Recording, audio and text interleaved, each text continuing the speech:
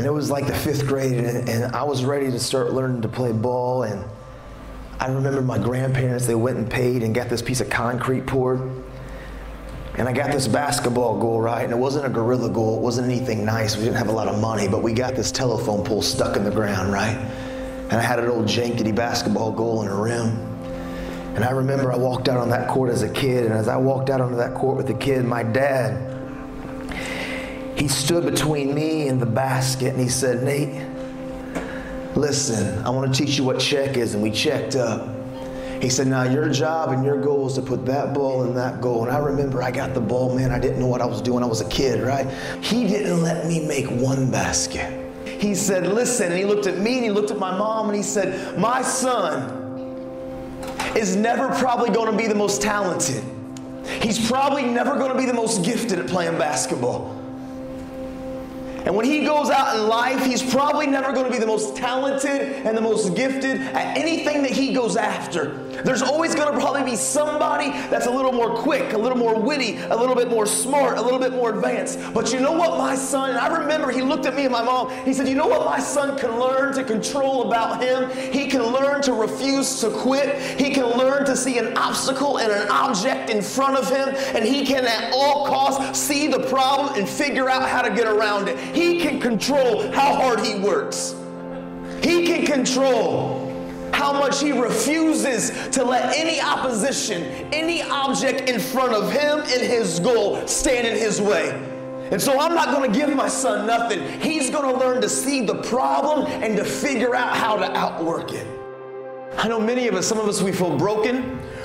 We feel like we've come from environments of like, how could we change? Our home life isn't the greatest. We're dealing with being labeled and being identified from those around us. We're battling the pressures, and we fed the bear, and we've been marked and been identified from teachers and peers. And sometimes some of us, we don't feel like even on our own, our self-esteem and our self-value is worth anything. And we put on all of these masks, right? And I understand what we battle with and what we're dealing with in middle school and high school and college and adults just life. We struggle with really beginning to find and to believe in who we are. And maybe we feel like we've came from too tough of an environment. I had every reason when I went to prison at 23 to say, "You know what? Life is too tough and I just give up." I want you to understand, just like it was me when I was in prison, I began to believe that regardless of my circumstance, regardless of what I had been through, regardless of the poor choices I had made in the past, it didn't have to be, it didn't have to become my reality and who I was today. That if I wanted to change something about me, if I wanted to begin to rise up and to chase down the dreams and the goals and the better me tomorrow, I could, but I would have to begin. I would have to begin, first off, stop making excuses and blaming everybody else for my struggles.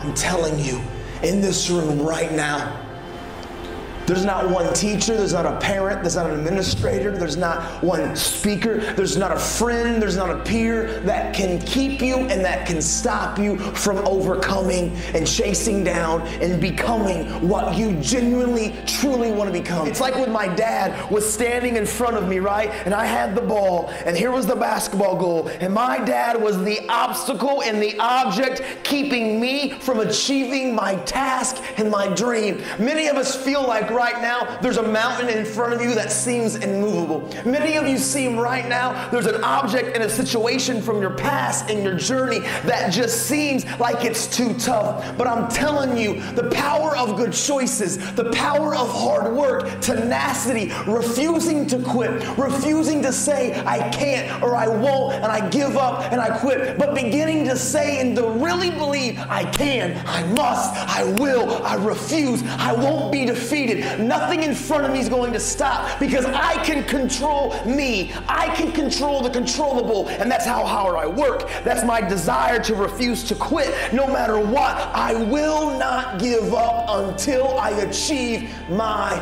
dream.